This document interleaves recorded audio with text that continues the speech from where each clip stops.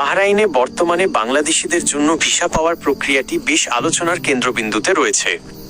2025 সালের সর্বশেষ তথ্য অনুযায়ী বাহরাইন সরকার পর্যায়ক্রমে বাংলাদেশিদের জন্য ভিসা সুবিধা পুনরায় চালু করার কাজ শুরু করেছে।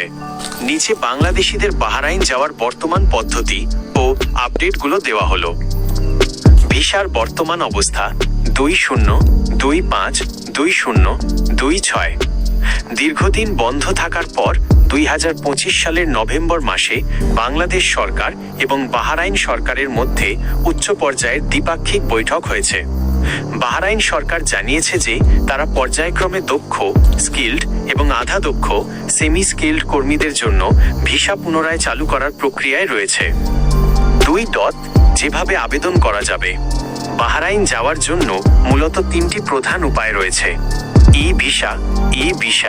আপনি যদি ট্যুরিস্ট বা ভিজিট ভিসায় যেতে চান তবে বাহরাইনের অফিসিয়াল ভিসা প্ল্যাটফর্ম থেকে আবেদন করা যায়, তবে সব ক্যাটাগরির জন্য এটি সবসময় উন্মুক্ত থাকে না।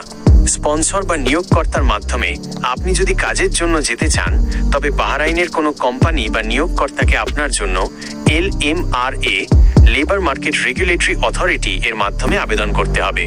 গোল্ডেন রেসিডেন্সি ভিসা, যারা উচ্চ দক্ষতা সম্পন্ন বা বাহরাইনে বড় বিনিয়োগ করতে চান তাদের জন্য দীর্ঘমেয়াদী এই ভিসা চালুর ঘোষণা দেওয়া হয়েছে। 3. প্রয়োজনীয় কাগজপত্র। ন্যূনতম 6 মাস মেয়াদী বৈধ পাসপোর্ট, সাদা ব্যাকগ্রাউন্ডের ছবি, ফ্লাইট টিকিট এবং হোটেল বুকিং। ভিজিট ভিসার ক্ষেত্রে ব্যাংক স্টেটমেন্ট গত 3-6 মাসের।